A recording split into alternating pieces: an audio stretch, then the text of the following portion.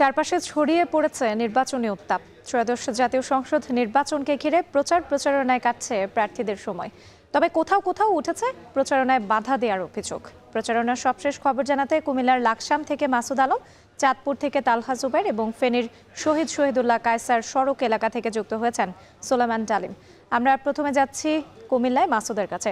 মাসুদ, একদম শেষ সময়ের প্রচারণা চলছে, প্রার্থীরা কি বলছেন? ওনাকে ভোট দিব এবং ওনার জন্য দোয়া করব। বাংলাদেশ রাত্রি মাত্র 7 দিন বাকি ভোটের দিন। সেই দিন ক্ষণ ঘনিয়ে আসার কারণে কিন্তু আমরা দেখছি দিন রাত এক করে প্রার্থীরা তাদের যে প্রচারণার কাজ সেটি কিন্তু ব্যস্ত হয়ে পড়ছেন। আমরা দেখেছি যে কুমিল্লার 11টি সংসদীয় আসনে প্রার্থীরা পাড়া মহল্লা থেকে শুরু করে বিভিন্ন সভা উঠান বৈঠকে তারা কিন্তু চষে বেড়াচ্ছেন এবং যাচ্ছেন, ভোটারদের দ্বারা দিচ্ছেন নানান প্রতিশ্রুতি। তবে আমি যেখানে রয়েছে এটি হচ্ছে কুমিল্লা 9 লাকসাম মনোহরগঞ্জ আসনের লাকসাম উপজেলার কর্তৃ। এখানে একটি উঠান বৈঠক চলছে। এই উঠান বৈঠকে উপস্থিত রয়েছেন এখানকার যিনি বিএনপির মনোনীত প্রার্থী আবুল কালাম। তিনি তার যে প্রতিদ্বন্দ্বী প্রার্থী রয়েছেন জামায়াতের সৈয়দ সরোয়ার উদ্দিন সিদ্দিকী, এছাড়াও এই আসনে আরো 7 জন প্রার্থী রয়েছেন। সবাই কিন্তু সকাল থেকে রাত অবধি প্রচার এবং গণসংযোগে তারা কিন্তু ব্যস্ত সময় পার করছেন। অনেক প্রার্থী রয়েছেন যাদের আসলে দম ফেলার ফুসরত নেই। তারা বলছেন যে যাচ্ছেন ভোটারদের কাছে, দিচ্ছেন নানান ধরনের প্রস্তুতি। এদিকে যারা ভোটার রয়েছেন তারা বলছেন যে প্রার্থীরা তাদের কাছে আসছেন, দিচ্ছেন তাদের প্রত্যাশা অনুসারে বিভিন্ন ধরনের উন্নয়নের প্রতিশ্রুতি। তবে আগামী যে 12 তারিখ ভোটের দিন, সেই ভোটের দিনে আসলে তারা তাদের পছন্দের প্রার্থীকে ভোট দিবেন এবং এই ভোটের দিন যেন একটি সুন্দর এবং সুষ্ঠু পরিবেশ থাকে, যাতে করে তারা তাদের পছন্দের প্রার্থীকে ভোট দিতে পারেন সেই প্রত্যাশা তারা করছেন। তারা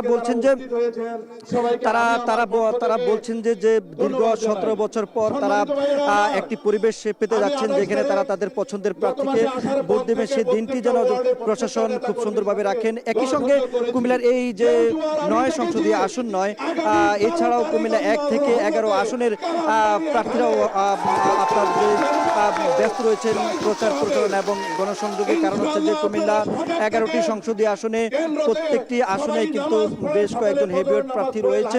এই যে হেভিওয়েট প্রার্থীগুলোর কারণে কুমিল্লার যে নির্বাচনী পরিবেশ, সেই পরিবেশটি অন্যান্য জায়গার তুলনায় সরগরম হয়ে উঠেছে। তবে এখানকার আবুল কালাম যিনি রয়েছেন তিনি বলছেন যে প্রার্থী তিনি বলছেন যে আগামী 12 তারিখ থাকবে এখানকার মানুষের উৎসমুখের উপরেও, যেখানে তারা দানের শীষে ভোট দিয়ে তাদের প্রার্থীকে বিজয় করবেন। তো এই ছিল কুমিল্লা থেকে।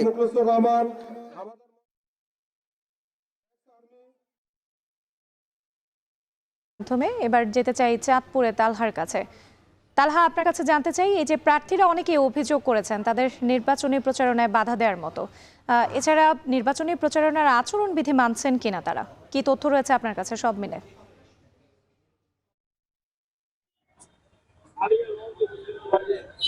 রাত্রি ত্রয়োদশ জাতীয় সংসদ নির্বাচনের হাওয়া সারা দেশে চাঁদপুরে কিন্তু বেশ জোরে সোরেই বইছে এবং সকাল থেকে কিন্তু রাত পর্যন্ত আমরা দেখছি যারা প্রার্থী রয়েছেন বিভিন্ন দলের তারা কিন্তু ভোটারদের দ্বারে যাচ্ছেন এবং ভোট প্রার্থনা করছেন। যদিও আমরা কিন্তু এখন পর্যন্ত দেখে আসছি যারা প্রতিদ্বন্দ্বিতা করছেন তাদের মধ্যে এক ধরনের একটা সৌহার্দ্যপূর্ণ কিন্তু আমরা আচরণ দেখতে পাচ্ছি এবং দুই একটি বিচ্ছিন্ন ঘটনা ছাড়া কিন্তু চাঁদপুরের যে নির্বাচনী আচরণ বিধি রয়েছে তা কিন্তু সকল প্রার্থী কিন্তু মেনে আসছেন না। আসলে আজকে আমরা দেখতে পেয়েছি চাঁদপুর সদর এবং হামচর নিয়ে গঠিত যে চাঁদপুর 3 আসন রয়েছে, সেখানে কিন্তু আমরা দেখতে পাচ্ছি যে প্রার্থীরা তাদের নানান জায়গায় কিন্তু ঘুরছে, পাড়া মহল্লা। এবং আমি কিছুক্ষণ আগে কিন্তু ইসলামী আন্দোলন বাংলাদেশের যিনি প্রতিদ্বন্দ্বিতা করছেন হাত পাকার প্রার্থী শেখ মোহাম্মদ জয়নালের সাথে কিন্তু আমি ছিলাম। তিনি শহরের বিভিন্ন ওয়ার্ড এবং পাড়া মহল্লায় ঘুরে ঘুরে কিন্তু আমরা দেখছি যে ভোটারদের ভোট প্রার্থনা করতে এবং জেলা বিএনপির সভাপতি শেখ ফরিদ আহমেদ মানিক এবং জেলা জামায়াতের সেক্রেটারি শাহজাহান খান তারাও কিন্তু আসলে তাদের নিজেদের পক্ষে আমরা দেখতে পেয়েছি ভোটারদের দ্বারে দ্বারে ঘুরছেন। এবং একটা বিষয় আসলে যেটা লক্ষণীয়, সেই ক্ষেত্রে কিন্তু আমরা দেখতে পাচ্ছি বিভিন্ন জায়গায় কিন্তু প্রার্থীরা কিন্তু একে অপরের সাথে বেশ সৌহার্দ্যপূর্ণ কিন্তু আচরণ করছেন। এবং চাঁদপুরের যে 5টি আসন রয়েছে সেখানে কিন্তু 36 জন প্রার্থী প্রতিদ্বন্দ্বিতা করছেন। এবং চাঁদপুর 3 আসনের মধ্যে 7 জন প্রার্থী প্রতিদ্বন্দ্বিতা করছেন। এর মধ্যে কিন্তু চাঁদপুরের গণফোরাম এবং গণফোরাম সহ কিন্তু 2 জন প্রার্থী ইতিমধ্যে কিন্তু সংবাদ সম্মেলনের মাধ্যমে বিএনপির যে প্রার্থী রয়েছে তাদেরকে কিন্তু আসলে সমর্থন দিয়েছেন।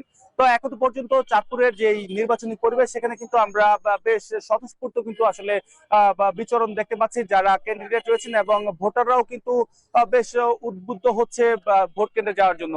রাত্রি চাঁদপুরের এই 5টি আসন কিন্তু 706টি ভোট কেন্দ্রে ভোট গ্রহণ করা হবে। তার মধ্যে কিন্তু চাঁদপুরের এই আসনগুলোর মধ্যে 422টি কেন্দ্র কিন্তু ইতিমধ্যে গুরুত্বপূর্ণ আসন হিসেবে চিহ্নিত করা হয়েছে। এবং 23টি ভোট কেন্দ্রকে কিন্তু আসলে অতি গুরুত্বপূর্ণ ভোট কেন্দ্র হিসেবে চিহ্নিত করা হয়েছে। এবং এই অতি গুরুত্বপূর্ণ ভোট কেন্দ্র গুলোতে কিন্তু বাড়তি নিরাপত্তার জন্য পুলিশের শরীরে বডি অন ক্যামেরা সহ কিন্তু পর্যাপ্ত পরিমাণে আইন শৃঙ্খলা রক্ষাকারী বাহিনী কিন্তু মোতায়েন করা হচ্ছে বলে জানিয়েছেন আমাদেরকে।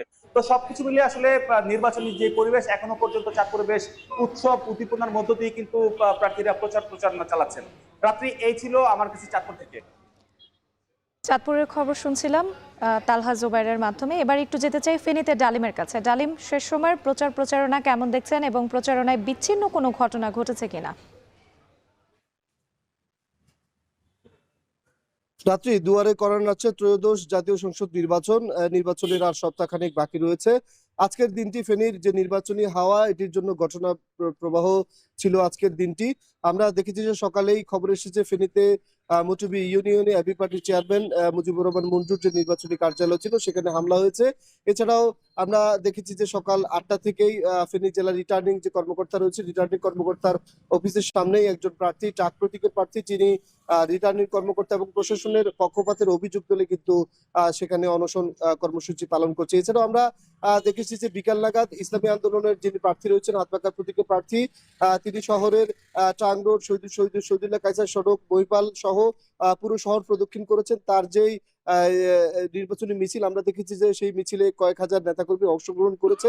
আমরা কথা বলেছি তাদের সাথে, তারা আমাদেরকে যেমনটি জানিয়েছেন যে বিএনপি, জামাত এবং জামাত জোটের যে দলগুলো রয়েছে, দলগুলো ছাড়াও ইসলামী আন্দোলনের প্রতি মানুষের ব্যাপক সমর্থন রয়েছে। সেই সমর্থন কিন্তু আজকের ফেনী শহরবাসী দেখেছে। এছাড়াও আমরা দেখেছি যে যেসব দল অভিযোগ করছেন যে নির্বাচনের পক্ষপাত পুষ্টতা রয়েছে প্রশাসনের এবং রিটার্নিং কর্মকর্তা, সেসব বিষয়ে রিটার্নিং কর্মকর্তা যেমনটি জানিয়েছেন যে তারা কিন্তু নির্বাচনের যে আচরণ বিধি রয়েছে সেই আচরণ বিধি যাতে করে সকল ধরনের প্রার্থীরা যাতে মেনে চলেন সেই জন্য মাঠে কাজ করছেন। এছাড়াও জেলা প্রশাসনের থেকে কোনো ধরনের পক্ষপাতপুষ্ট আচরণ নেই বলে তারা আমাদেরকে নিশ্চিত করেছেন। এছাড়াও পুলিশ বিভাগ আমাদেরকে যেমনটি জানিয়েছেন যে যেসব জায়গায় অভিযোগ এসছে যে কার্যালয়গুলো ভাঙা হয়েছে এবং বাধা বিপত্তি দেওয়া হচ্ছে, সেসব বিষয়েও পুলিশ বিভাগের পক্ষ থেকে ব্যবস্থা নেওয়া হবে।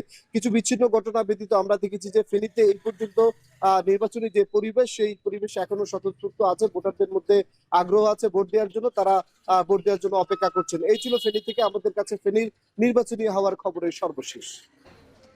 ত্রয়োদশ জাতীয় সংসদ নির্বাচনকে ঘিরে প্রচারণায় কাটছে প্রার্থীদের সময়। এ নিয়ে বিস্তারিত জানাতে ঢাকার বাইরে থেকে যুক্ত ছিলেন আমাদের সহকর্মীরা।